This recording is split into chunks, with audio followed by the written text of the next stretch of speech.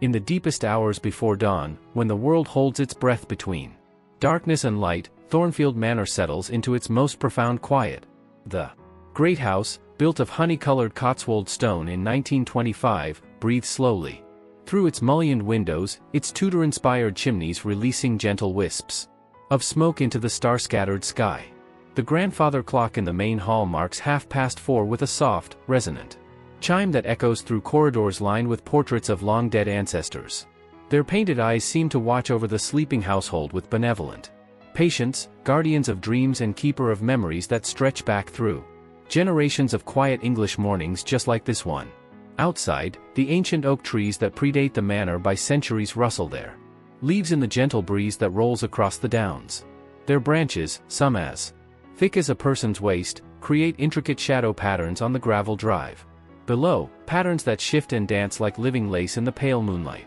The scent of night-blooming jasmine mingles with the earthier aromas of dew-dampened soil and the distant sweetness of apple blossoms from the walled garden. In the servants' quarters tucked beneath the eaves, the soft, rhythmic breathing of the household staff creates a gentle symphony of rest. Mrs. Hartwell, the cook, sleeps deeply in her narrow bed, her weathered hands still bearing the faint aroma of yesterday's bread and the rosemary she picked from the herb garden. Young Sarah, the scullery maid, dreams of her home village where her mother tends a small cottage garden filled with hollyhocks and sweet peas. The master bedroom, with its heavy velvet curtains drawn tight against the night, shelters Lord and Lady Ashworth in their four-poster bed carved from English oak.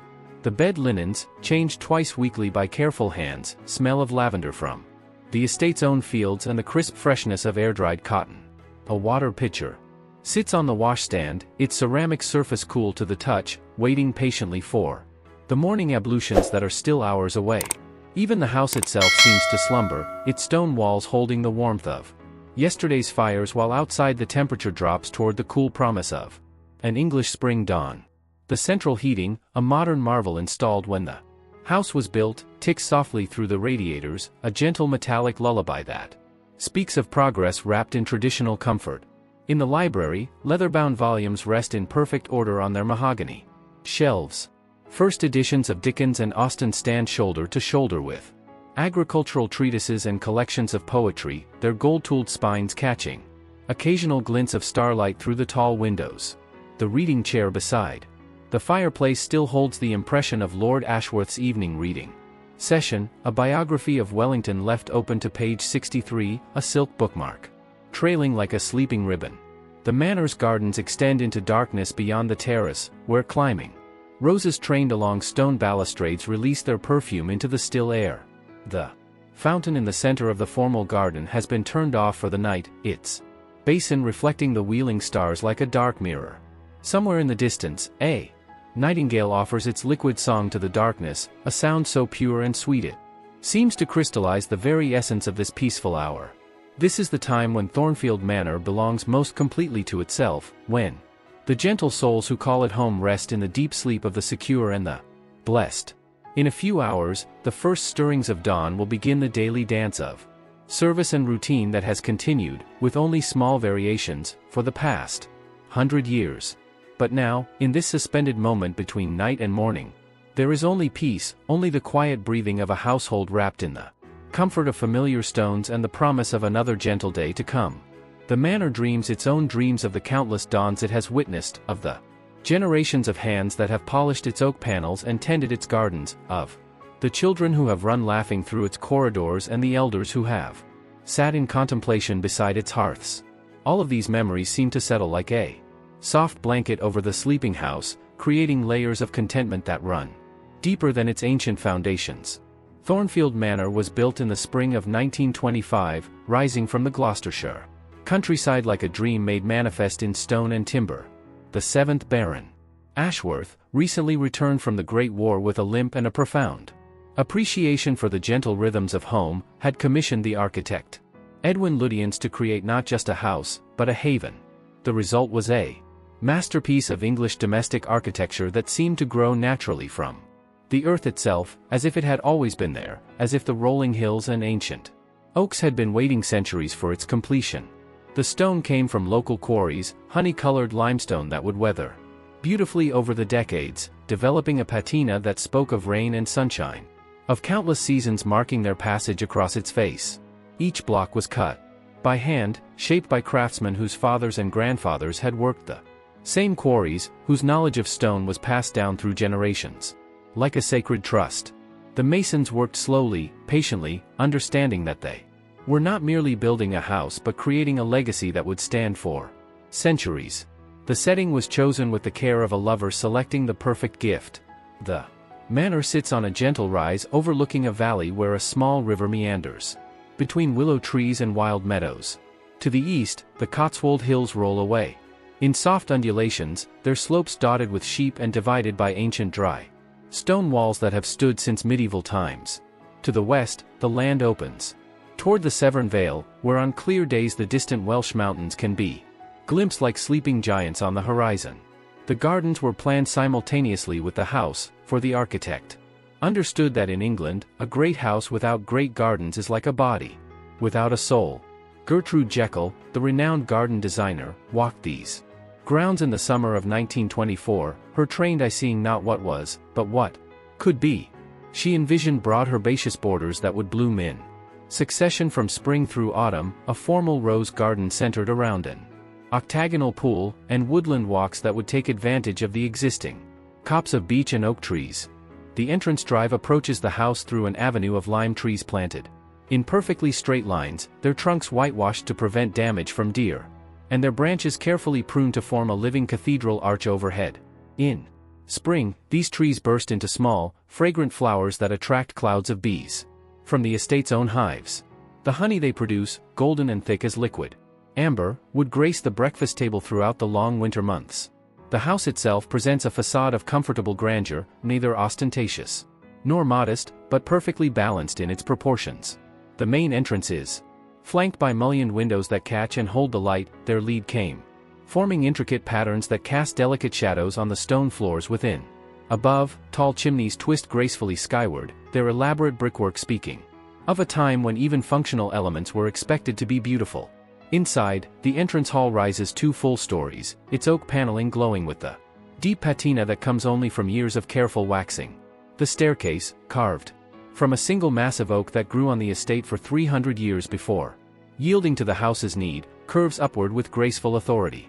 Each baluster was turned by hand, each newel post carved with the Ashworth coat of arms, and each tread worn smooth by countless footsteps over the decades. The morning room, where Lady Ashworth would take her first cup of tea each day, faces east to catch the gentle light of dawn.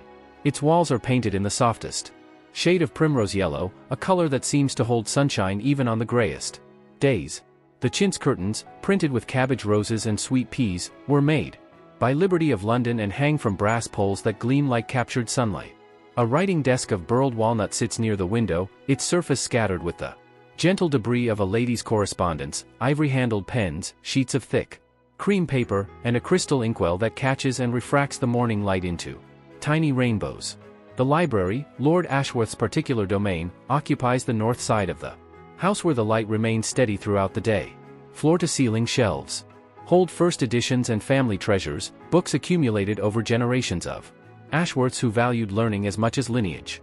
The room smells of leather and old paper, of the beeswax used to polish the furniture, and faintly of the pipe tobacco Lord Ashworth favors on winter evenings.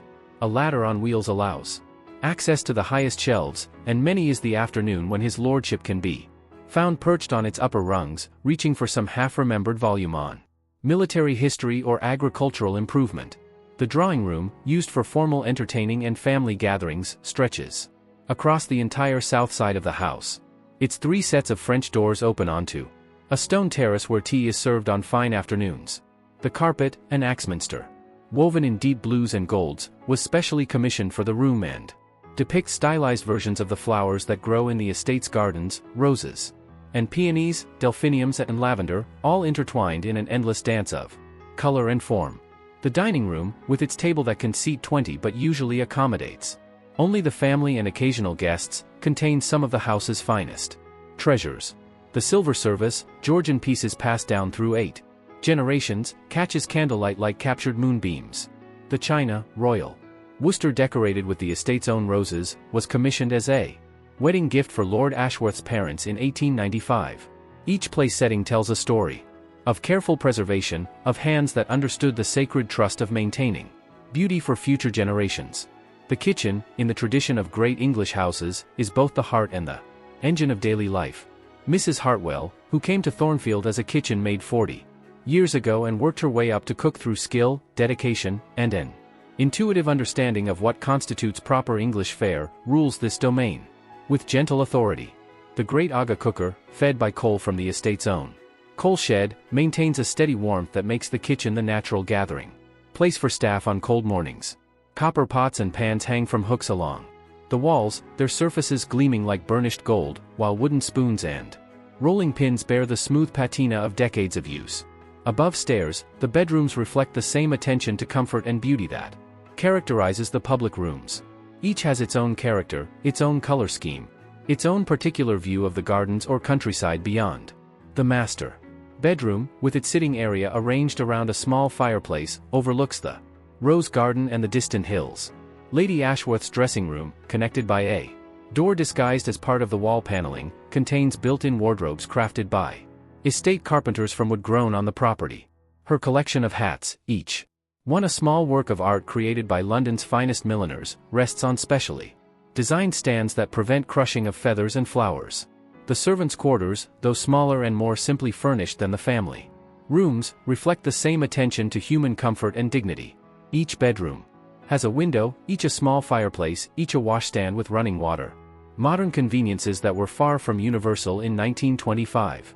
Mrs. Hartwell's sitting room, where she takes her tea and mends the household linens, looks out over the kitchen garden where she can keep an eye on the vegetables that will grace the family table. This is the world that Baron Ashworth created in 1925, and it is a world that has continued with only the smallest modifications for a full century. The rhythms established in those first years, the gentle succession of seasons marked by garden tasks and household routines, the quiet hierarchy of service that ensures everyone has their place and their purpose, the comfortable progression of meals and rest periods that marks each day, these rhythms have proven as enduring as the honey-colored stone from which the manor is built. The house was designed to last, built to comfort, planned to endure. And endure it has, through the challenges of economic depression and world war, through the social changes that have swept away many of the old certainties, through seasons of joy and sorrow that are the common lot of all who call any place home. Through it all, Thornfield Manor has remained what its creator intended, a place of peace, a haven of beauty, a testament to the belief that life should be lived gracefully, thoughtfully, and in harmony with the natural world that sustains us all. The wake of dawn. The first stirring at Thornfield Manor begins not with an alarm clock's harsh intrusion, but with the soft chiming of the grandfather clock in the hall as it marks 5 o'clock. This ancient timepiece, its pendulum swinging with metronomic patience, has awakened the household at this same hour for nearly a century. The sound drifts up the servants' stair and through the quiet corridors like a gentle hand on the shoulder, rousing the staff not with startling urgency but with the comforting predictability of routine. Mrs. Hartwell, the cook, is always the first to rise. Her small room beneath the eaves still holds the coolness of night, and she moves carefully in the darkness, her body knowing by long practice where each item of clothing hangs, where her slippers wait beside the narrow bed. The floorboards, worn smooth by decades of footsteps, do not creak beneath her weight as she makes her way to the small window that looks out over the kitchen garden. Even in the pre-dawn darkness, she can see the shadowy outlines of the vegetable beds she knows as well as her own reflection, the neat rows of cabbages and leeks, the carefully staked runner beans, the herb border where rosemary and thyme release their fragrance into the morning air. By habit formed over 40 years of service, Mrs. Hartwell's first task is to light the fire in the kitchen range. The coal scuttle sits beside the great Aga cooker, filled each evening by young Thomas, the boot boy, whose duties extend to ensuring that no hearth in the manor ever lacks for fuel. The coals catch quickly in the grate that has been cleaned and laid with kindling the night before, and soon the familiar warmth begins to spread through the kitchen, chasing away the last remnants of night's chill. As the kitchen fills with gentle warmth, the morning ritual of tea-making begins. Mrs. Hartwell moves with the fluid grace of one who has performed these same actions thousands of times, her hands knowing exactly how much water the kettle requires, exactly how long the tea must steep to achieve the proper strength. The Tea service for the servants' hall is plain white china, sturdy and practical, but treated with the same care and respect as the finest porcelain in the family dining room. Each cup is warmed before the tea is poured, each saucer carefully wiped clean of any drops that might mar the pristine white surface. The gradual awakening of the household follows a pattern as predictable as the sunrise itself. Sarah, the scullery maid, appears in the kitchen doorway at 20 minutes past 5, her starched apron already tied, her hair pinned back beneath her cap with mathematical precision. She curtsies slightly to Mrs. Hartwell, a gesture of respect that has survived from an earlier era and which the cook receives with gracious dignity. Without words, for the early morning is still too sacred for unnecessary conversation, Sarah begins her daily tasks, filling the copper kettles for the upstairs washstands, polishing the silver serving pieces that will be needed for breakfast, checking that the dining room table has been properly laid according to the unchanging standards of the house. By 5:30, the butler, Mr. Pemberton, has made his stately progress from his comfortable ground floor bedroom to the butler's pantry, where he begins the daily inspection of the silver and glassware that is his particular domain. Mr. Pemberton has served the Ashworth family for 30 years, arriving as a second footman when the old manor still stood, and staying through the great transition when the new house was built. His understanding of the family's preferences, his knowledge of their friends and acquaintances, his mastery of the subtle protocols that govern the service of a great house, are as much a part of Thornfield's foundations as the Cotswold stone itself. The silver service that Mr. Pemberton inspects each morning is more than mere utensils, it is a collection of family history rendered in precious metal. The teapot, made in London in 1798, bears the monogram of the 4th Baron Ashworth.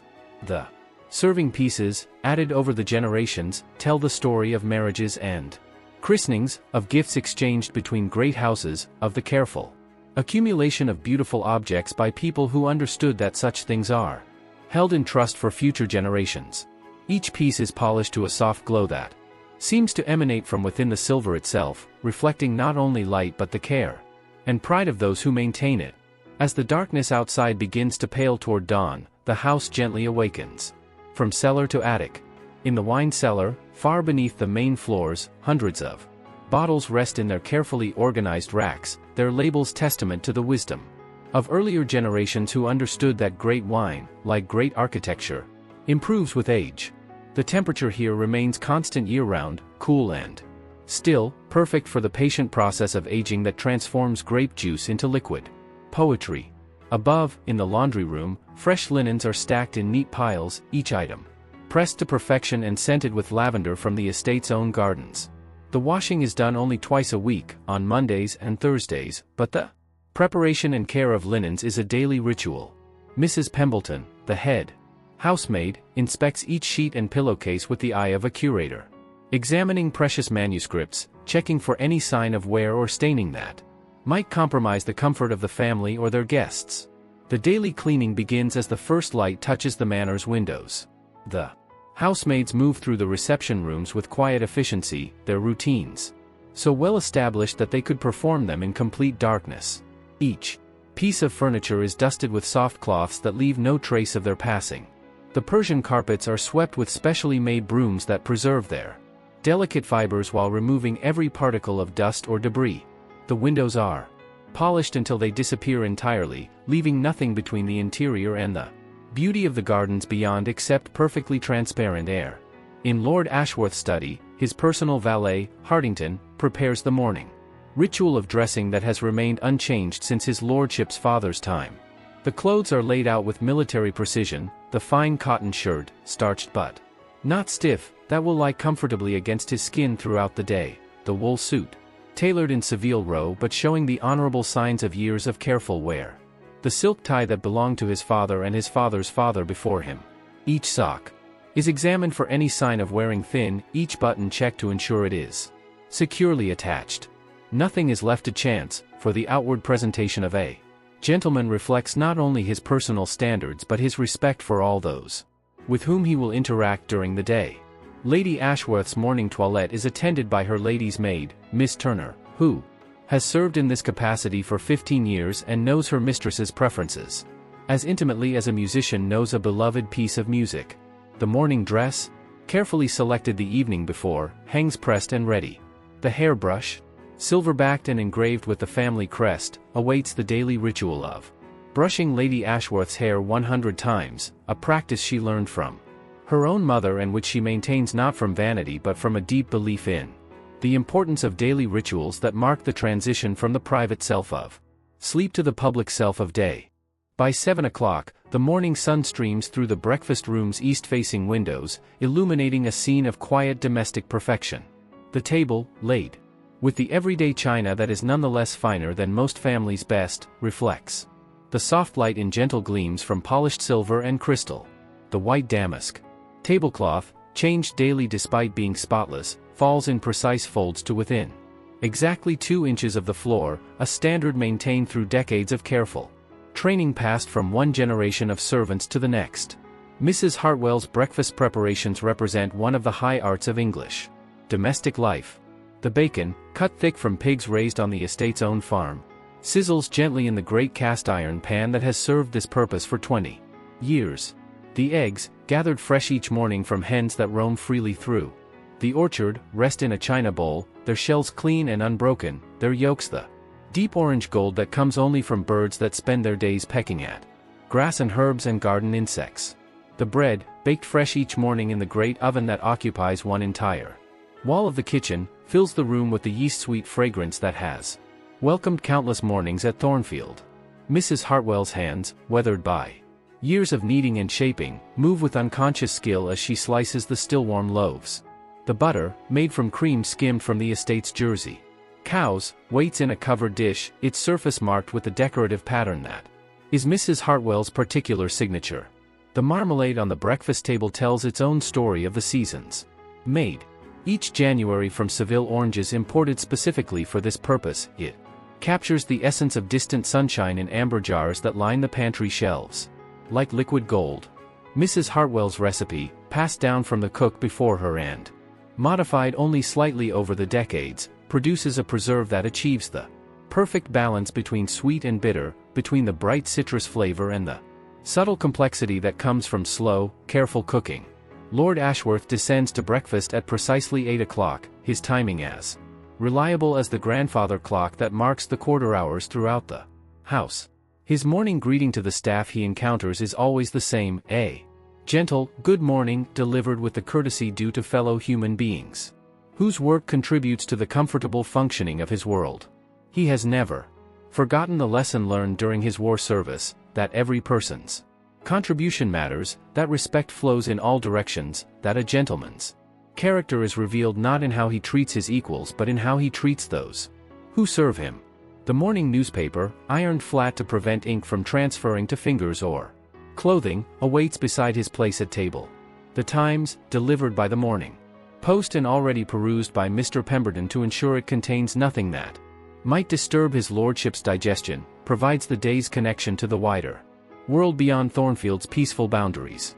But even world events, filtered through the civilized prose of Britain's newspaper of record, seem somehow less urgent when read in the gentle morning light of the breakfast room, surrounded by the quiet sounds of a well-ordered household beginning its daily routines. Lady Ashworth joins her husband at 8:15, her entrance marked not by fanfare but by the subtle rearrangement of domestic energy that occurs whenever she enters a room.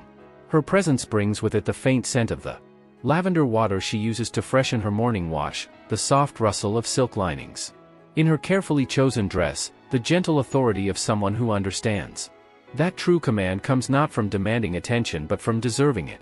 Their morning conversation follows patterns established over 15 years of marriage, patterns that provide comfort through their very predictability. Lord Ashworth shares items of interest from the newspaper, political developments that might affect the county, agricultural news that could impact the estates, management, social announcements that touch their extended network of family and friends. Lady Ashworth discusses the day's domestic schedule, which rooms will require special attention from the housemaids, what menus she plans to discuss with Mrs. Hartwell, which correspondence demands immediate attention, and which can wait for the afternoon. The rhythm of breakfast service reflects the deeper rhythms of the house itself. Mr. Pemberton appears at precisely the right moments to refill coffee cups, to Remove empty plates, to present fresh toast wrapped in pristine white napkins that keep it warm while allowing steam to escape. His movements are choreographed by decades of experience, economical and graceful, designed to serve without intruding upon the family's privacy or interrupting their conversation. Young Thomas, the boot boy, tends the fire in the breakfast room grate, adding coal with careful attention to maintaining exactly the right temperature for comfort, without stuffiness.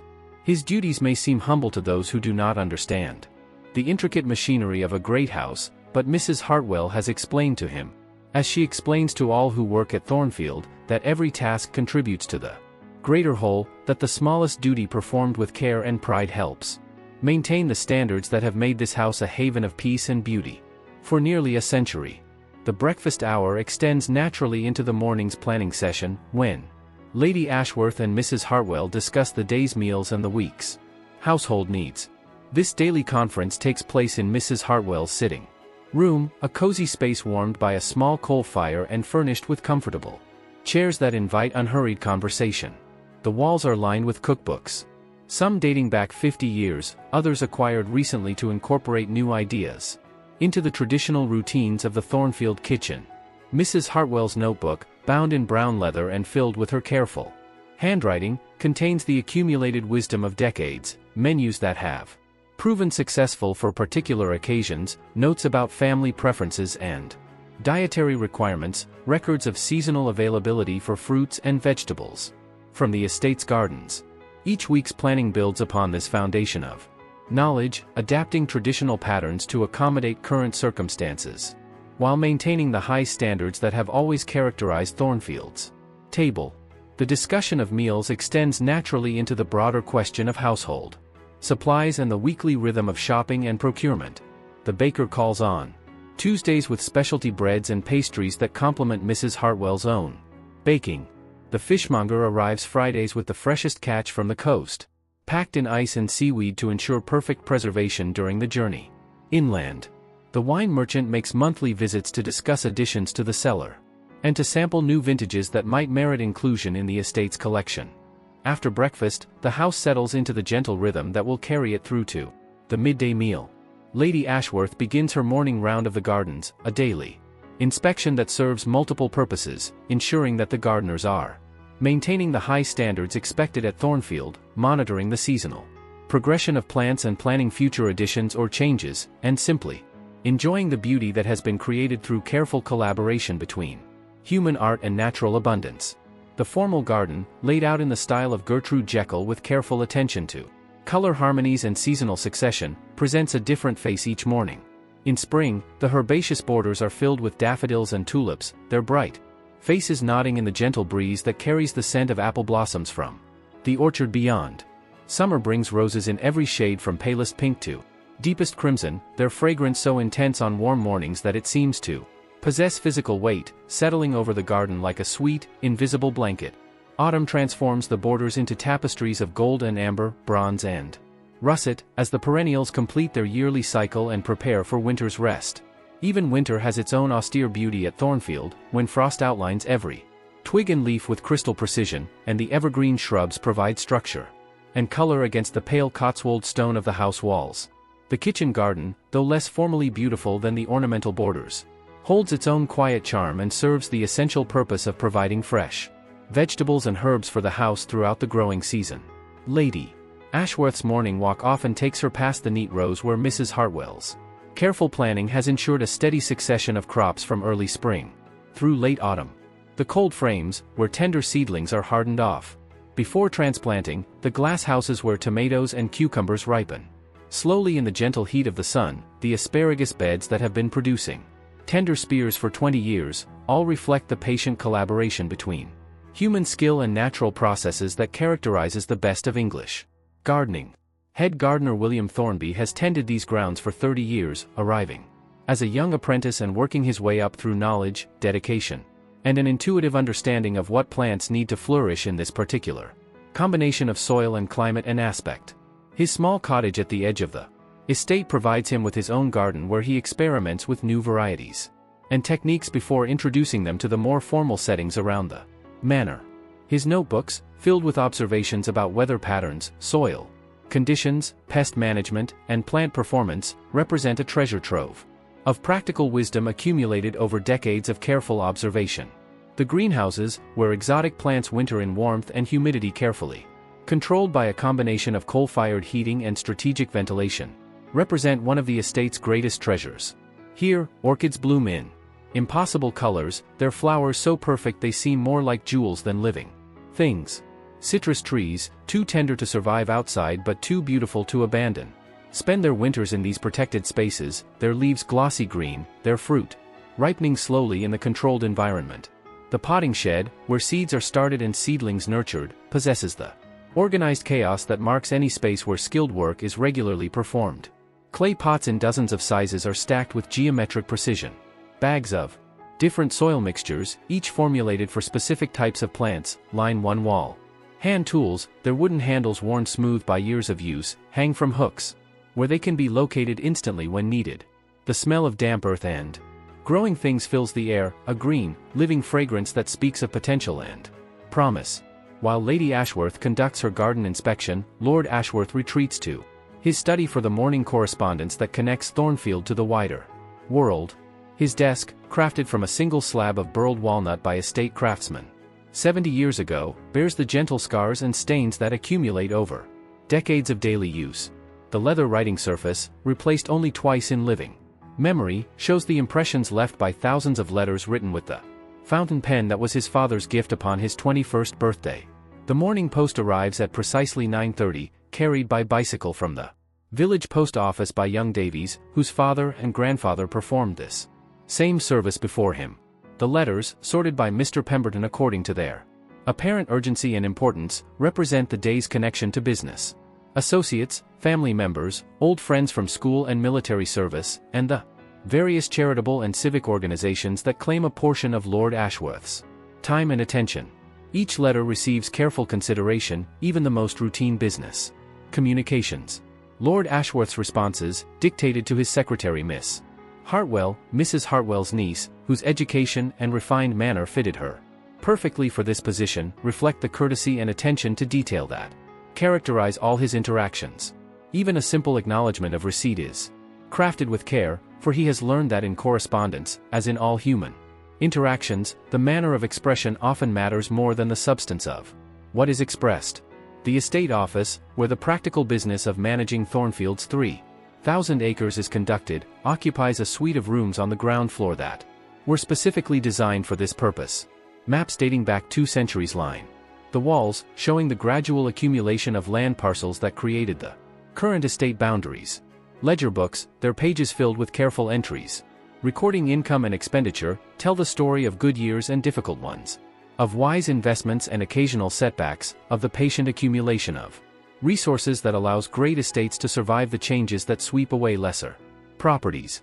Mr. Richardson, the estate manager, arrives each morning at 10 o'clock for the daily conference that ensures smooth coordination between the house and the agricultural operations that support it.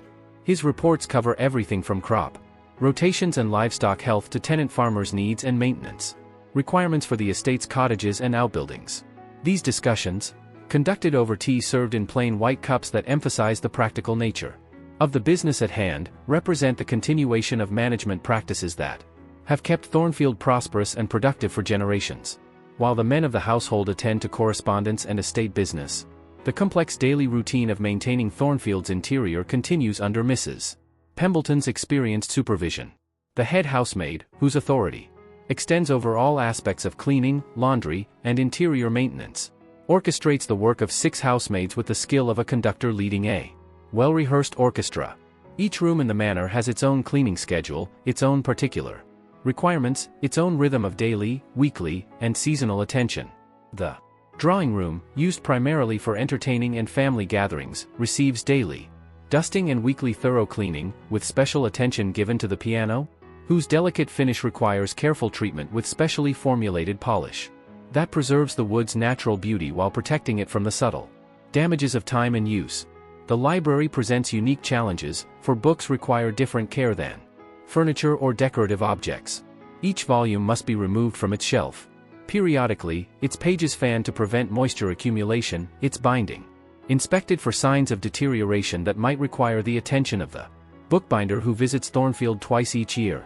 The leather bindings are treated with oils that keep them supple and lustrous, while the gold tooling is cleaned with soft brushes that remove dust without disturbing the delicate decorative work. The dining room, scene of formal meals and important entertaining, receives the most intensive daily attention. The mahogany table, which can seat 20 but is kept at its smallest size for daily family use, is polished each morning with beeswax that has been warmed to exactly the right temperature for easy application and perfect results. The mirror bright finish that results reflects not only light but the pride of the housemaids who maintain it. The silver in the dining room requires daily attention, for even the smallest tarnish spots must be addressed before they can spread and require more intensive treatment. Each piece is cleaned with soft cloths and special polish, then buffed to a lustrous gleam that seems to emanate from within the metal itself. The crystal glasses, some of which date to the 18th century and are literally irreplaceable, are washed in warm water with a touch of vinegar that leaves them sparkling without streaks or spots. Upstairs, the bedrooms receive daily attention that ensures each space remains a perfect sanctuary of rest and privacy. The beds are made according to standards that have remained unchanged for decades, sheets pulled tight enough to bounce a coin, pillows plumped to exactly the right fullness, coverlets arranged without a single wrinkle or misalignment. Fresh water appears daily in the washstand. Pitchers, accompanied by clean towels that smell of the lavender sachets tucked between them in the linen cupboards. Lady Ashworth's dressing room represents the pinnacle of personal service. Her clothes, arranged by season and occasion, hang on padded hangers that preserve their shape and prevent creasing. Each garment is inspected after wearing for any signs of damage or staining that requires immediate attention. Her shoes, kept in perfect condition through daily polishing and the use of cedar shoe trees, are arranged in neat rows according to color and purpose. Her jewelry, some pieces family heirlooms and others more recent acquisitions, rests in specially fitted cases that protect each item from damage while displaying it to best advantage. The guest bedrooms, though used only occasionally, receive the same meticulous attention as the family rooms. Fresh flowers appear weekly during the growing season, chosen and arranged by Lady Ashworth herself to complement each room's color scheme. The writing desks are stocked with fine paper and pens, the washstands supplied with the finest soaps and the softest towels, the wardrobes equipped with hangers and sachets that will keep guests' clothing fresh and unwrinkled. The servants' quarters, though more simply furnished than the family areas, reflect the same commitment to cleanliness and order. Each bedroom is swept and dusted daily, each bed made with the same care and attention given to the finest guest room. The servants' hall, where meals are taken and leisure hours spent, is warmed by a coal fire that burns throughout the day during cold weather, and furnished with comfortable chairs that acknowledge the dignity and worth of those who give their working lives to maintaining Thornfield's standards of excellence. The laundry represents one of the most complex and physically demanding aspects of household management. Mrs. Pembleton oversees this operation with particular care, for the proper washing and care of linens and clothing requires not only strength and endurance but considerable technical knowledge.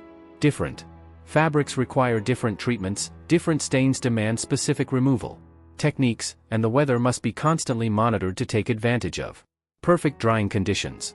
Mondays and Thursdays are washing days, when the large copper kettles are heated over coal fires that must be maintained at exactly the right temperature for different stages of the process. The finest linens are washed separately from everyday items, using soap specially formulated to preserve delicate fibers while removing every trace of soil or staining. The family's personal clothing receives individual attention, with each garment treated according to its specific requirements and the particular challenges it presents.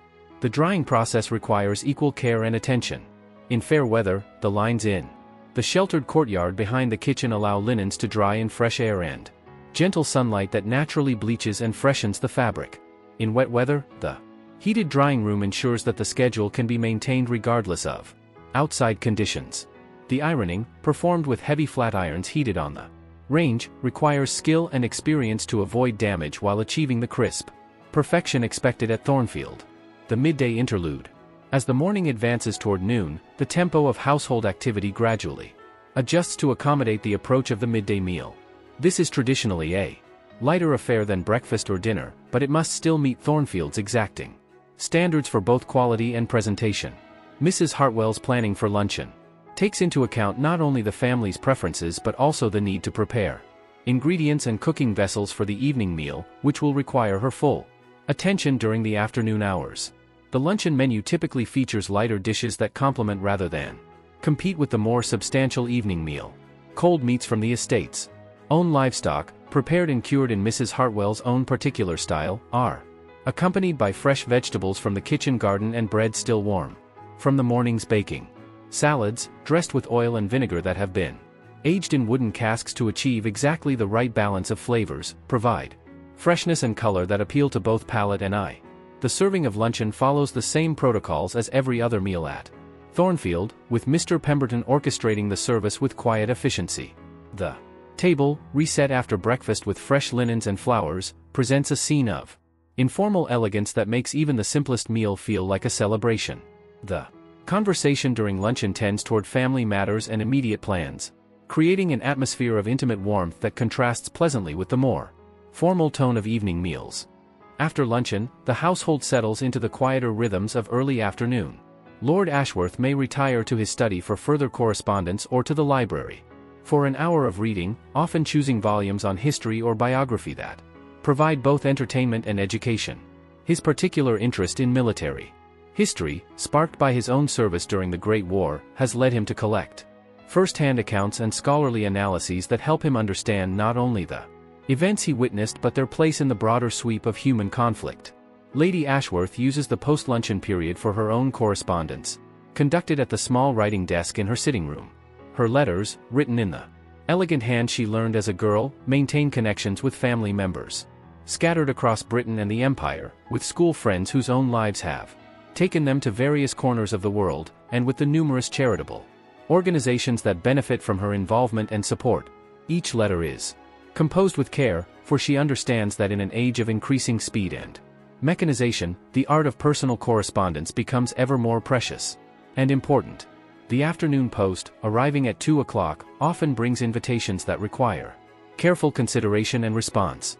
The social calendar of a great house involves complex calculations of obligation and opportunity, family duty and personal preference.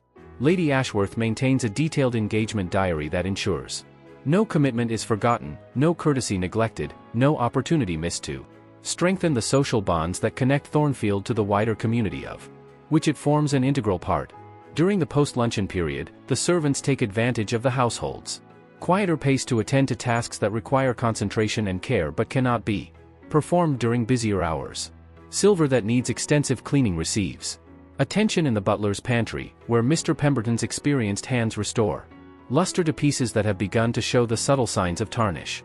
The fine china, used for special occasions, is carefully washed and inspected, each piece handled with the reverence due to objects that represent not only monetary value but family history and tradition.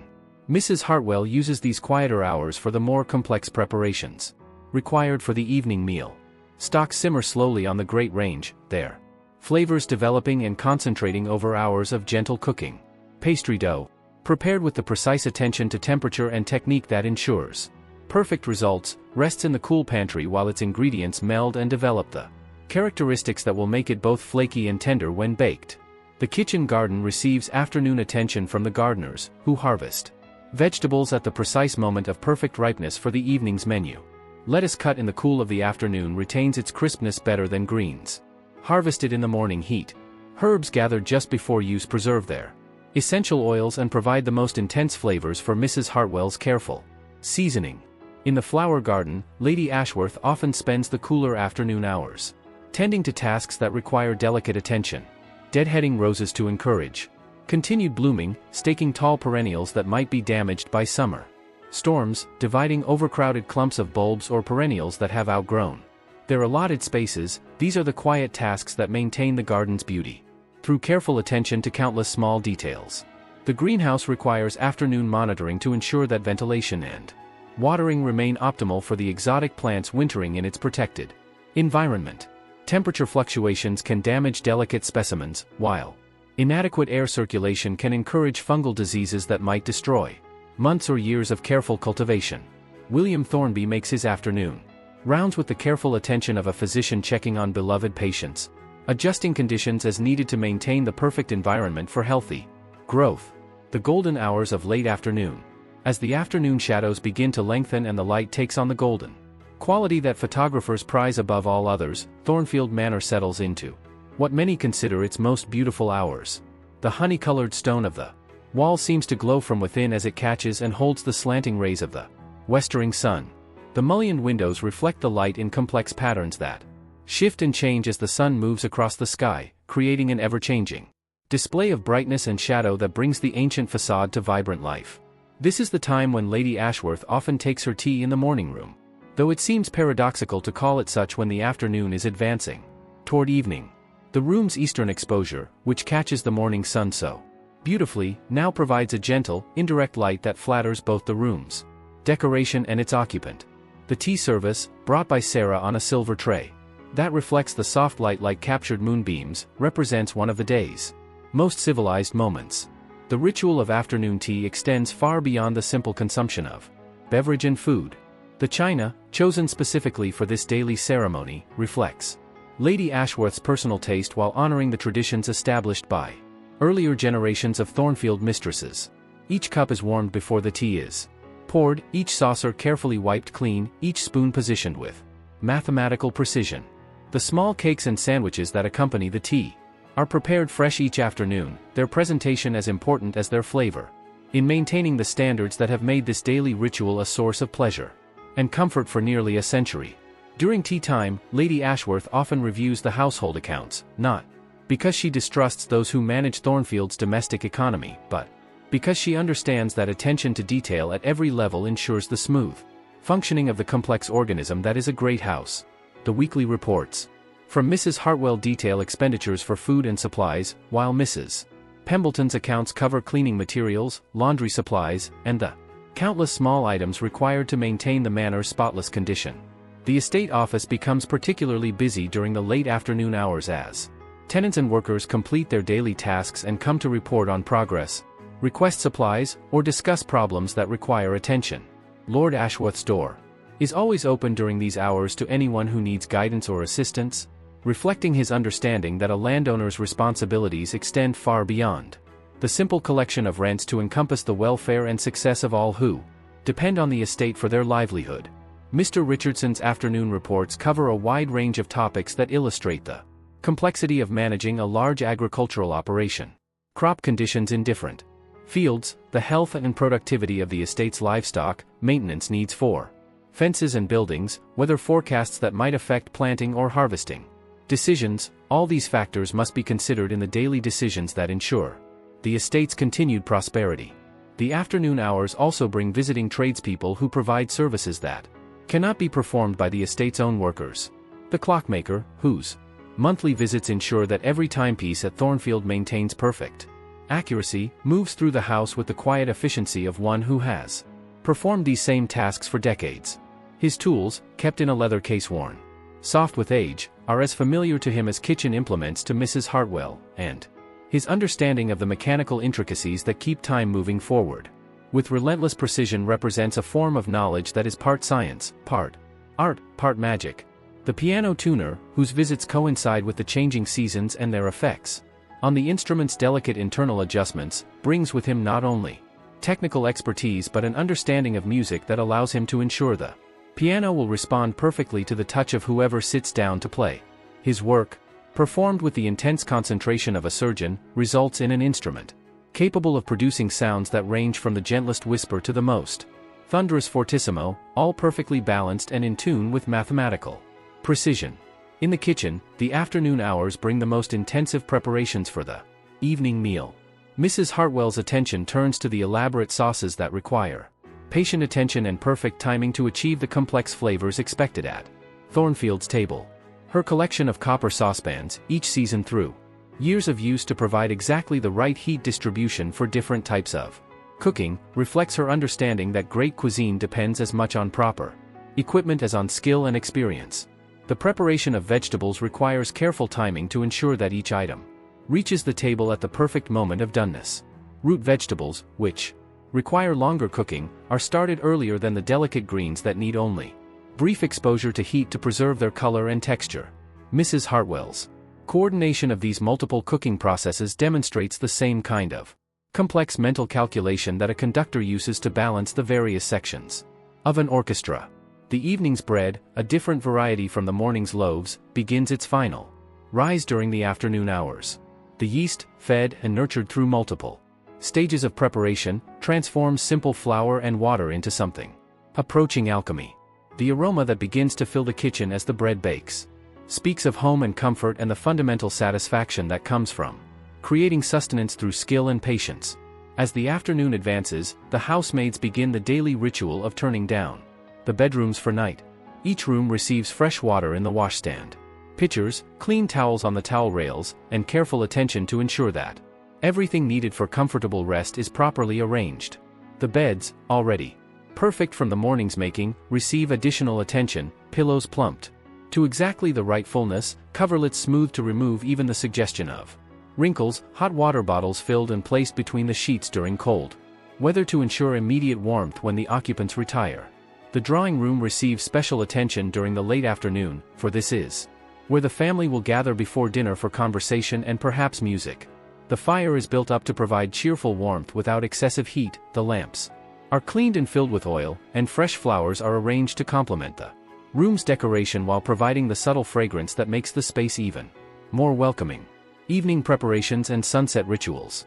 As the sun begins its descent toward the western horizon, casting long shadows across the gardens and painting the sky in shades of gold and coral that seem too beautiful to be real, Thornfield Manor prepares for the culminating ritual of its daily cycle, the evening meal. This is not merely dinner but a ceremony that celebrates the day's accomplishments, provides time for family communion, and maintains traditions that connect the present generation to all those who have gathered around this same table for nearly a century. Mrs. Hartwell's kitchen becomes a symphony of controlled activity as the final preparations begin. Every pot and pan has its designated purpose, every cooking surface its specific function, every member of the kitchen staff their particular responsibilities. The orchestration of this complex process represents the culmination of 40 years of experience and the continuation of standards established when the house was first built and the family moved in to begin their life at Thornfield. The soup course, prepared from stock that has been simmering since early morning and vegetables harvested at the precise moment of perfect ripeness, receives final adjustments of seasoning that transform simple ingredients into something approaching art. Mrs. Hartwell's palate, refined through decades of cooking for discriminating tastes, can detect the smallest imbalance and correct it with the addition of a pinch of this herb or a few drops of that sauce. The fish course, if fish is to be served, has been prepared with the same attention to perfection that characterizes every aspect of Thornfield's cuisine. The fish, selected by Mrs. Hartwell herself from the offerings of the traveling fishmonger, and kept on ice to preserve its freshness, is cooked using techniques passed down through generations of estate cooks, each of whom added her own refinements to the traditional methods. The meat course represents the estate's own productivity made manifest on the dinner table. The beef, from cattle that have grazed Thornfield's pastures since birth, the lamb from sheep that have known no home but these gentle hills, the pork from pigs that have rooted happily in the estate's woods and orchards, all represent the completion of cycles that began with careful breeding, continued through patient husbandry, and conclude with the transformation of raw materials into cuisine that honors both the animals that provided it and the skilled hands that prepared it. The vegetables that accompany the meat course tell the story of the kitchen garden through the seasons. In spring, the first tender asparagus spears, the young peas so sweet they need barely any cooking, the delicate lettuces that provide color and freshness to complement heartier flavors. Summer brings the abundance of the garden's peak production, beans and carrots, turnips and potatoes, herbs and greens in endless variety. Autumn provides the root vegetables that will sustain the household through winter, their flavors concentrated and deepened by the first frosts that signal the end of the growing season. The dessert course represents Mrs. Hartwell's artistry at its most refined. Whether a simple pudding that celebrates the pure flavors of seasonal fruit or an elaborate creation that showcases her mastery of pastry and confectionery techniques, each sweet course provides the perfect conclusion to the meal. Her collection of recipes, some inherited from previous cooks and others developed through her own experimentation, represents a treasure trove of culinary knowledge that could stock a cookbook devoted entirely to the desserts of great English houses. In the dining room, Mr. Pemberton oversees the preparation of the table with the same attention to detail that a theater director brings to the staging of an Important production. Each piece of silver is positioned according to rules established over centuries of civilized dining, each glass placed to catch the light. Most advantageously, each chair positioned to ensure comfortable conversation, while maintaining proper protocol. The flowers that grace the dining room table during the growing season represent Lady Ashworth's personal touch on the evening ritual. Cut fresh each day from the gardens she has planned and tended, arranged in silver bowls that have graced Thornfield's table for generations, they provide color and fragrance that complement the meal without overwhelming the more subtle aromas of the food itself. Even the choice of flowers reflects careful consideration, varieties that bloom in the evening hours to release their fragrance just as the family gathers for dinner. The lighting of the dining room receives particular attention during the winter months when darkness falls early and artificial illumination becomes necessary. The candelabras, filled with beeswax candles from the estate's own hives, provide warm, flickering light that flatters faces and food alike. The oil lamps, their wicks, trimmed to burn without smoke or guttering, supplement the candlelight with steadier illumination that allows comfortable reading of the evening newspaper or correspondence. As the sun sets behind the western hills, painting the sky in colors that shift from gold through rose to deep purple, the family prepares for the evening ritual of dressing for dinner. This is not mere vanity but a recognition that the transition from day to evening, from work to leisure, from the practical concerns of managing a great estate to the civilized pleasures of good food and comfortable conversation, deserves to be marked by external as well as internal changes. Lord Ashworth's evening attire, selected and prepared by Hartington with the same careful attention given to every other aspect of his daily routine, reflects not ostentation but respect for the evening hour and for those with whom he will share it. The dinner jacket, perfectly fitted and maintained in immaculate condition, the starched shirt front that provides crisp contrast to the softer textures of wool and silk, the silk tie that adds just enough color to enliven the otherwise monochromatic ensemble. Each element contributes to an overall effect of understated elegance that has remained virtually unchanged for decades. Lady Ashworth's evening toilet requires even more elaborate preparation, for her attire must reflect not only personal taste but the social expectations that surround the mistress of a great house. Her evening gown, selected from a wardrobe that represents the finest work of London's most skilled dressmakers, must be appropriate to the occasion while reflecting her personal style and the latest fashions that filter down from society's highest levels. Miss Turner's assistance in this daily transformation demonstrates the same attention to detail that characterizes every other aspect of service at Thornfield. Each garment is inspected for any sign of damage or where that might compromise its perfection, each accessory chosen to complement the overall ensemble, without drawing attention away from the wearer herself. The jewelry selected for the evening, whether family heirlooms passed down through generations or more recent acquisitions that reflect contemporary taste, adds the final touch that transforms daytime attire into evening elegance. As darkness finally claims the countryside beyond Thornfield's windows, the house itself seems to settle into its evening mood. The lights that begin to appear in windows throughout the manor create a warm, welcoming glow that speaks of human habitation and civilized comfort. From the outside, the house presents a picture of such perfect domestic harmony that it might serve as the illustration for a book about the ideal English home. The transition from day to evening represents one of Thornfield's most beautiful hours, when the accumulated routines of the day culminate in the promise of evening pleasures, good food shared in comfortable surroundings, conversation that ranges from immediate concerns to broader topics that engage mind and imagination, and the deep satisfaction that comes from living according to rhythms that honor both human needs and natural cycles. The evening meal and after. The dinner hour at Thornfield Manor represents the culmination of the day's careful preparations and the apex of the household's daily routine. As the grandfather clock in the hall chimes 7 o'clock, the family gathers in the drawing room for the brief interval that allows everyone to settle into evening mode before proceeding to the dining room. This transitional moment, accompanied perhaps by a glass of sherry served from a crystal decanter that has graced Thornfield's sideboard for 3 generations, provides time for the gentle conversation that eases the passage from afternoon concerns to evening pleasures. The procession to the dining room follows protocols established over decades of civilized living. Mr. Pemberton, appearing at precisely the right moment with the quiet timing that marks truly superior service, announces that dinner is served. The family moves through the corridor to the dining room where soft candlelight and the gleam of silver create an atmosphere of intimate elegance that makes even a simple family meal feel like a celebration.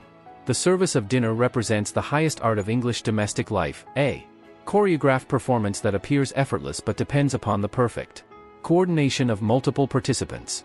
Mr. Pemberton, assisted by the footmen, whose training has prepared them for this nightly ritual, presents each course with timing so precise that hot dishes arrive steaming, cold dishes perfectly chilled, and the progression from one course to the next occurs without any sense of hurry or delay.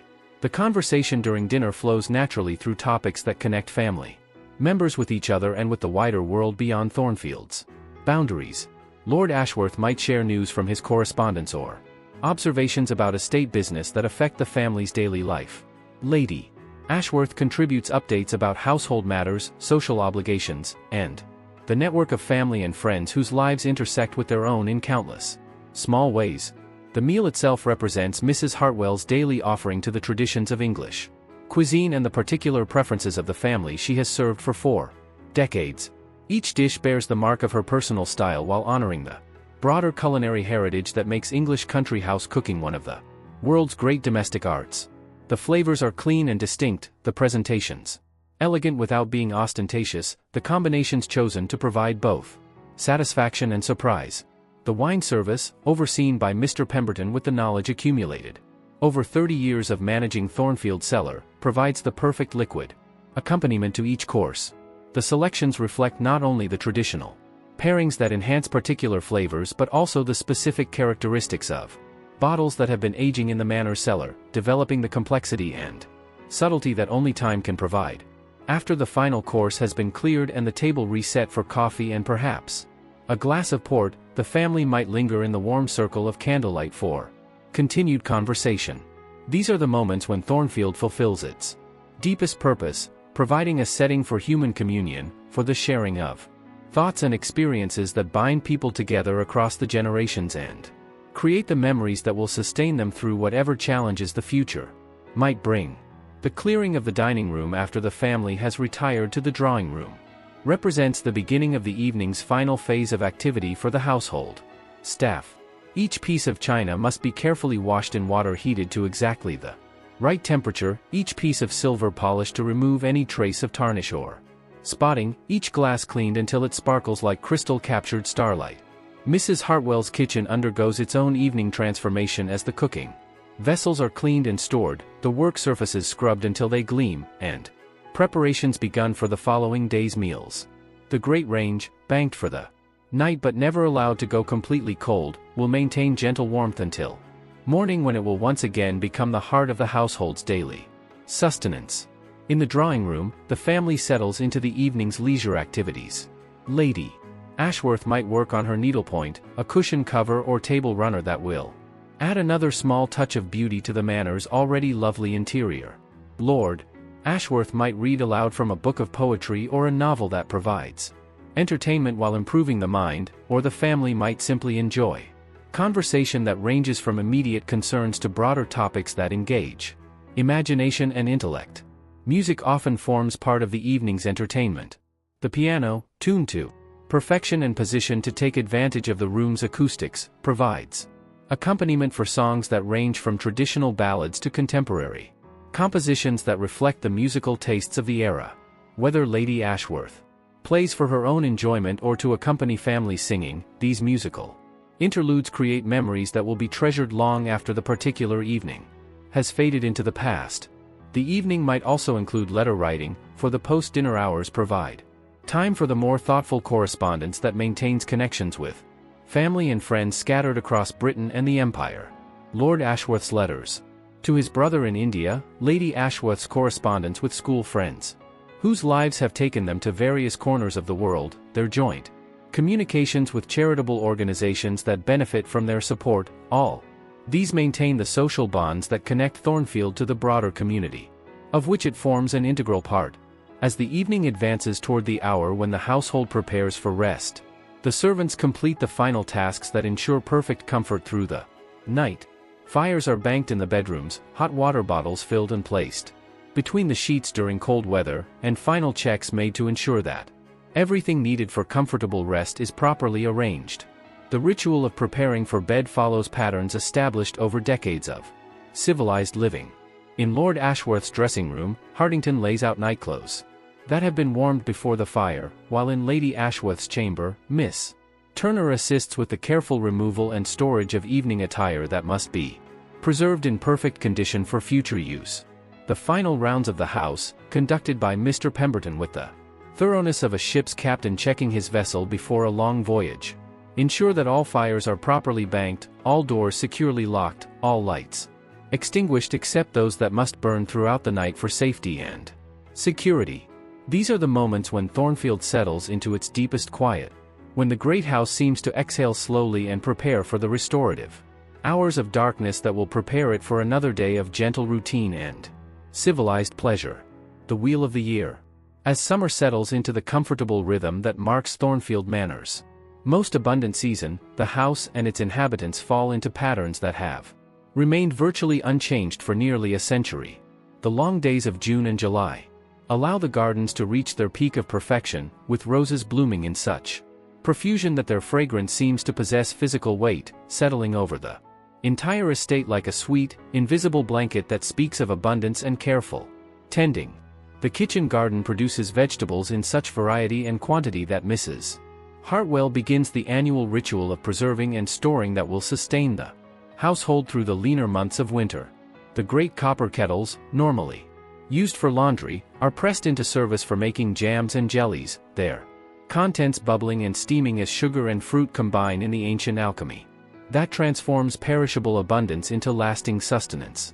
The pantry shelves fill gradually with glass jars whose contents tell the story of summer's progression: strawberry jam from the June harvest, gooseberry preserves from the early July picking, raspberry conserves from the berries that ripen in late July's heat.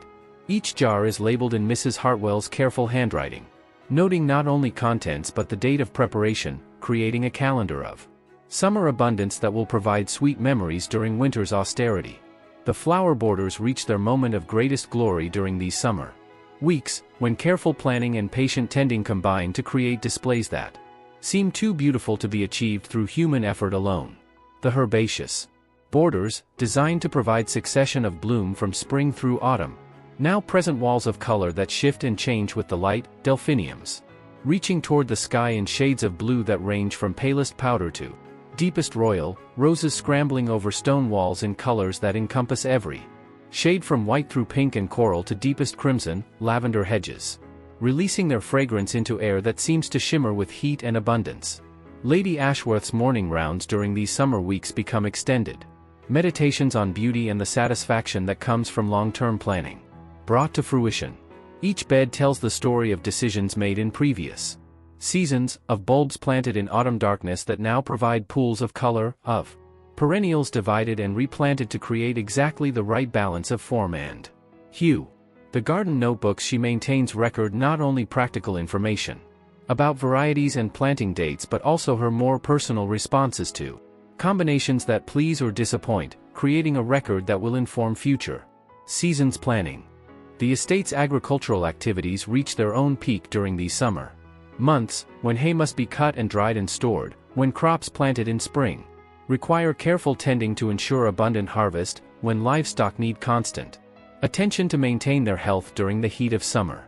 The rhythm of farm work, as old as agriculture itself, continues at Thornfield much as it has for centuries, with only small modifications to take advantage of modern improvements in tools and techniques. The hay fields, golden in the summer sun, are cut with precision timing that depends upon weather forecasts and the farmer's instinctive understanding of exactly when the grass has reached the perfect balance between maximum nutrition and optimal drying conditions. The sweet smell of new-mown hay fills the air for miles around Thornfield during haying season, a fragrance so evocative of rural England that it seems to capture the very essence of countryside summer. The harvest of early crops begins during these summer weeks, bringing to the kitchen garden the first new potatoes, tender and sweet, their skins so delicate they can be rubbed off with gentle finger pressure. The first peas, picked in the cool of early morning when their sugar content is at its peak, appear on Thornfield's table within hours of harvest, their bright green color and incredible sweetness providing one of summer's greatest culinary pleasures. As summer advances toward its peak and the longest day passes, the household settles into routines adapted to warm weather and extended daylight. Breakfast is served slightly earlier to take advantage of cooler morning temperatures, while dinner is delayed to avoid the heat of late afternoon. The drawing room's heavy draperies are drawn during the heat of the day to keep the interior cool, while windows throughout the house are opened at night to allow cool air to flow through rooms that have absorbed the day's warmth. The servants adapt their routines to accommodate summer's demands. Laundry is done early in the morning when temperatures are more comfortable for the hot, steamy work of washing and ironing. Heavy cleaning tasks are scheduled for the coolest hours of the day, while lighter duties are spread throughout the afternoon, when the heat makes strenuous work uncomfortable. The estate's livestock require additional attention during summer heat. The cattle seek shade during the hottest hours of the day, gathering under the great oak trees that dot the pastures like natural pavilions. Extra water must be provided for all the animals, while the dairy cows require cooling to maintain their milk production. The estate's sheep, with their heavy wool coats, benefit from early summer shearing that provides both relief from heat and valuable wool for the household's textile needs. Autumn's gentle turning. As August passes into September and the first subtle signs of autumn begin to appear, Thornfield Manor prepares for the season of harvest and preparation that will carry the estate through winter's challenges. The change comes gradually at first, a certain slant to the light that speaks of the sun's gradual retreat toward the southern horizon, a coolness in the early morning air that requires an extra blanket or a light shawl, the first turning of leaves on the great oak trees that have witnessed nearly 3 centuries of seasonal change. The kitchen garden reaches its moment of greatest abundance as Mrs. Hartwell and William Thornby coordinate the harvest of crops that have been growing since spring planting. The apple orchard, heavy with fruit that has been swelling and ripening through the summer months, provides varieties that will be consumed fresh, stored for winter use, or transformed into cider that will provide refreshment through the coming months. The main crop potatoes are lifted from the earth with careful attention to avoiding damage that might compromise their storage life. Each potato is inspected, sorted by size and quality, and stored in the cool, dark conditions that will preserve them through winter. The knowledge required for successful storage of vegetables represents one of the most important skills in the traditional household economy. For mistakes made during harvest can result in spoilage that wastes months of careful cultivation. The herb garden provides the raw materials for Mrs. Hartwell's annual ritual of drying and storing the seasonings that will provide flavor and variety during winter's limited growing season. Bundles of rosemary, thyme, sage, and marjoram hang from the rafters of the drying room, filling the air with concentrated fragrances that seem to capture the essence of summer sunshine. Bay leaves, carefully removed from their branches and stored in airtight containers, will provide subtle flavoring for winter stews and roasts. Lavender, dried to preserve its fragrance, will be sewn into sachets that will keep linen sweet-smelling through months of storage. The flower borders begin their autumn transformation as summer's annuals complete their life cycles and the perennials prepare for winter dormancy. But autumn at Thornfield brings its own particular beauty, as chrysanthemums bloom in colors that echo the turning leaves, bronze and gold, rust and amber, colors that seem to hold the concentrated warmth of all the summer days that led to this moment. The great bonfires that consume the summer's accumulated garden waste send columns of fragrant smoke into the crisp autumn air, their smoke carrying the scent of burning leaves and grass clippings that speaks of cycles ending and beginning. The ashes from these fires, rich in potash and other nutrients, will be spread on the garden beds to enrich the soil for next season's growth, continuing the cycle of renewal that keeps the earth productive year after year. The estate's woodlands take on the spectacular colors that make English autumn one of nature's most beautiful seasons. The beech trees glow like golden torches against the darker background of evergreens, while the oaks turn bronze and russet, their leaves rattling in the wind with a dry sound that speaks of approaching winter. The sweet chestnuts, planted by an earlier generation of Ashworths, drop their spiny cases to reveal the glossy brown nuts that will provide treats for both humans and wildlife through the coming months. The traditional rhythms of country life assert themselves as autumn progresses toward winter. The harvest festival at the village church provides an occasion for Thanksgiving that connects Thornfield to the broader community, as baskets of Produce from the estate's gardens and orchards join the contributions of tenant farmers and villagers in a display that celebrates the season's abundance. The first frost, when it comes, transforms the landscape overnight, painting every surface with crystal precision and marking the definitive end of the growing season. The tender plants that have provided summer beauty are touched with brown and black, their growing cycle complete, while the hardier perennials retreat into the earth to await spring's resurrection. The preparation of preserves and pickles intensifies as the last of the gardens. Abundance must be processed before frost destroys what cannot be harvested immediately. Mrs. Hartwell's kitchen becomes a center of intense activity as vegetables are pickled in vinegar that will preserve them through winter, as fruits are transformed into jams and jellies that will provide sweetness during the months when fresh fruit is only a memory. The grape arbor, trained along the southern wall of the kitchen garden, provides fruit for the small batch of wine that Lord Ashworth makes as much for tradition as for the modest quantity it produces. The wine press, brought out of storage and thoroughly cleaned, crushes the grapes into juice that will ferment slowly through autumn and winter, developing the character that makes homemade wine a special pleasure rather than a substitute for purchased vintages. Winter's quiet embrace. As autumn gradually yields to winter and the first snowfall dusts Thornfield Manor with pristine white, the great house settles into the quieter rhythms that have sustained it through nearly a century of winter seasons. The honey-colored stone walls seem to glow with inner warmth against the stark beauty of snow-covered gardens, while smoke from the many chimneys rises straight up in the still, cold air, creating vertical lines that connect earth to sky in perfect harmony. The transition to winter routines begins with the banking of outdoor water pipes and the draining of fountain systems that might be damaged by freezing temperatures. The greenhouse requires additional attention as heating systems are checked and adjusted to maintain the precise conditions needed by exotic plants that cannot survive outdoor winter conditions. The coal bins are filled to capacity, ensuring adequate fuel for the many fireplaces and heating systems that will keep the manor comfortable through even the coldest weather. Inside the house, winter brings its own particular pleasures and challenges. The great fireplaces, designed not merely for heating but for the cheerful ambience they create, burn constantly during cold weather, their flames providing both warmth and the dancing light that makes even the longest winter evening feel welcoming and secure. The supply of seasoned firewood, cut and split during previous summers and stored in covered sheds to ensure perfect dryness, represents forward planning that takes account of winter's needs long before winter arrives. The library becomes the natural center of family life during winter evenings, when artificial light allows reading and conversation to continue long after darkness has fallen. The oil lamps, their flame steady and bright behind polished glass chimneys, provide illumination that flatters both books and readers, creating pools of warm light that make reading a pleasure rather than a strain. Lord Ashworth's collection of books, accumulated over decades and representing his wide-ranging interests in history, biography, and literature, provides entertainment and education through the long winter months. Lady Ashworth's needlework projects, begun during autumn's quieter moments, occupy many winter hours as she creates cushion covers, table runners, and other decorative items that will add beauty to the manor's interior.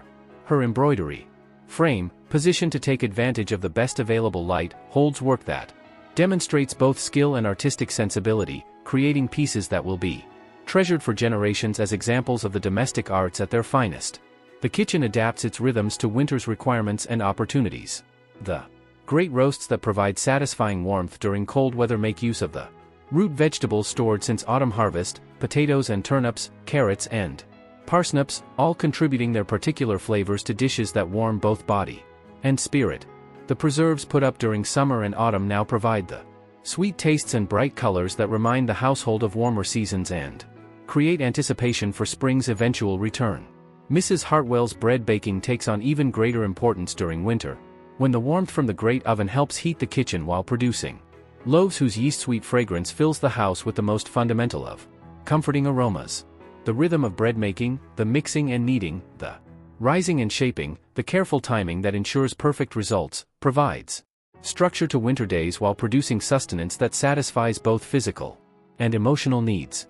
The servants' hall, warmed by its own coal fire and lit by oil lamps that chase away winter's early darkness, becomes a center of evening activity as the household staff gathers for conversation, mending, and the quiet companionship that makes even the longest winter evening pass pleasantly. The simple furniture and plain White walls of the servants' hall reflect different priorities than the elaborate decoration of the family rooms, but the atmosphere of comfort and mutual respect creates its own form of beauty. The estate's outdoor activities necessarily diminish during winter, but important work continues despite cold and snow. The livestock require constant attention, with additional fodder needed to help them maintain body heat and health during freezing weather. The dairy cows, housed in barns that protect them from wind and precipitation, continue producing milk that provides fresh butter and cheese for the house throughout winter. The woodlands provide opportunities for selective cutting of timber that will be seasoned for future use as firewood. The work of cutting and splitting wood creates its own warmth, while the supply of fuel for next winter's fires represents the kind of forward planning that ensures comfort and security year after year. The greenhouse becomes even more important during winter months, providing not only a place where tender plants can survive freezing weather but also a space where the gardeners can continue productive work regardless of outdoor conditions. The propagation of seedlings for spring planting, the care of houseplants that will brighten interior spaces, and the cultivation of fresh herbs for the kitchen continue even when outdoor gardening is impossible. The promise of spring's return. As winter gradually loosens its grip and the first subtle signs of spring begin to appear, Thornfield Manor stirs with the anticipation that has marked this seasonal transition for nearly a century. The lengthening days, so gradual as to be almost imperceptible from day to day but unmistakable over the course of weeks, bring renewed energy to both house and inhabitants. The snowdrops, those brave harbingers of spring, push through the last patches of snow to display their pure white petals, creating drifts of tiny flowers that seem to capture and hold the growing light. The greenhouse becomes a center of intense activity as seeds are started for the coming growing season. The ritual of seed starting represents one of gardening's most optimistic acts, the faith that warmth will return, that growth will resume, that the abundance of another growing season awaits beyond winter's temporary dominance. William Thornby's careful records of previous years' successes and failures guide the selection of varieties and timing of plantings, ensuring that when spring truly arrives, Thornfield will be ready to take full advantage of the growing season.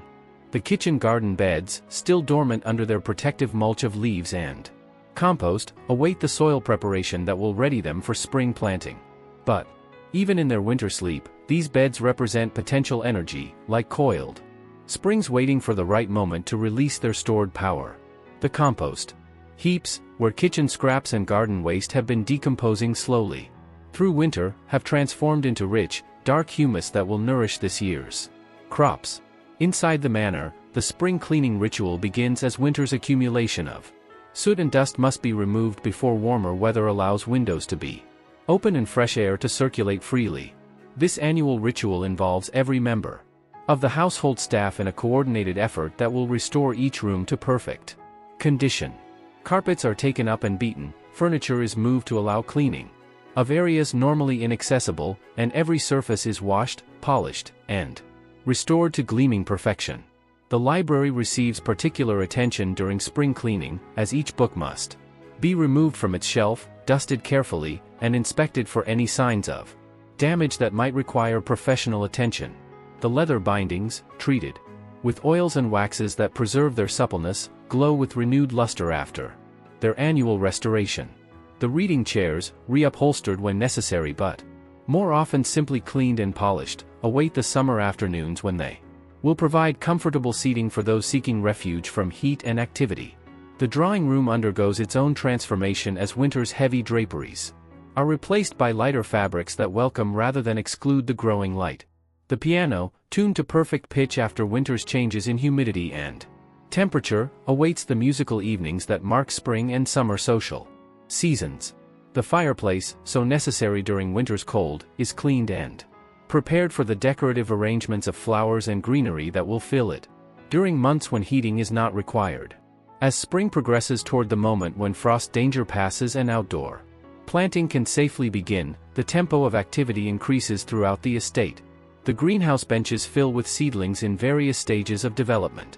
Tomatoes and peppers that will eventually grace the summer table, flowers that will provide color in the ornamental borders, herbs that will season the kitchens offerings throughout the growing season.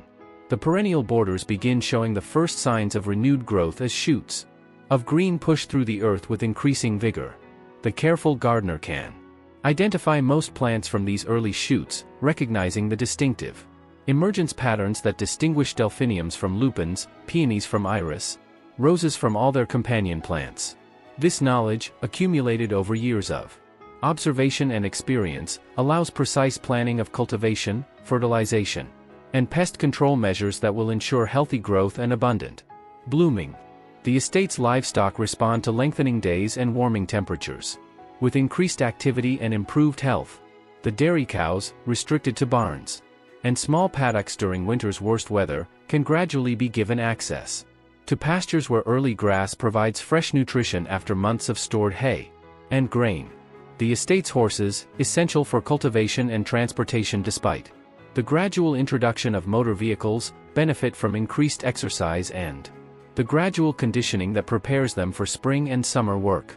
The village beyond Thornfield's boundaries shows its own signs of spring renewal, as gardens are prepared for planting and the social calendar begins to expand beyond winter's limited activities. The church, which has provided spiritual comfort through winter's darkest months, prepares for Easter celebrations that mark Christianity's central message of renewal and resurrection. The connection between religious and natural cycles, so apparent in rural communities, reinforces the sense that winter's sleep has prepared the world for spring's awakening, the eternal garden. And so the wheel turns, as it has for nearly a century at Thornfield Manor, carrying the great house and all who call it home through the eternal cycle of seasons that marks human time and natural rhythm in perfect harmony. Each year brings its particular challenges and rewards, its moments of abundance and periods of scarcity, its times of intense activity and intervals of peaceful rest. Yet through all these changes, the fundamental character of Thornfield remains constant, a place where beauty and utility combine in perfect balance, where human skill and natural abundance work in partnership, where the accumulated wisdom of generations provides guidance for present decisions while remaining flexible enough to accommodate changing circumstances. The gardens that surround the manor tell this story in living form, as trees planted by the first Lord Ashworth provide shade for his great-grandchildren, as flower beds established in the house's earliest years continue blooming with only minor modifications, as vegetable plots laid out according to principles proven over centuries continue feeding the household with produce as fresh and wholesome as any that has ever graced Thornfield's table. The honey-colored stone of the manor walls has weathered beautifully over its century of existence, developing the patina that speaks of time's passage while retaining the structural integrity that promises centuries more of useful life. The windows still frame views of countryside that remain essentially unchanged, despite the transformations that have swept away so many of the old certainties. The chimneys still draw perfectly, carrying away the smoke from fires that warm rooms where conversations continue patterns established by earlier generations. Inside the manor, the rhythms of daily life continue much as they have for decades. Mrs. Hartwell still rises before dawn to begin preparations that will sustain the household through another day. Mr. Pemberton still maintains the silver and oversees the table service with the same attention to detail that has characterized Thornfield's hospitality since the house was new. Lady Ashworth still makes her morning rounds of the gardens, noting changes, planning improvements, and taking satisfaction in beauty that rewards careful tending with abundant return. The library still provides refuge for those seeking knowledge or contemplation, its shelves holding not only the books accumulated over generations but also the promise of wisdom yet to be gained, stories yet to be discovered, ideas yet to be explored. The drawing room still welcomes family and friends for conversation and music that create the memories from which life draws its deepest meaning.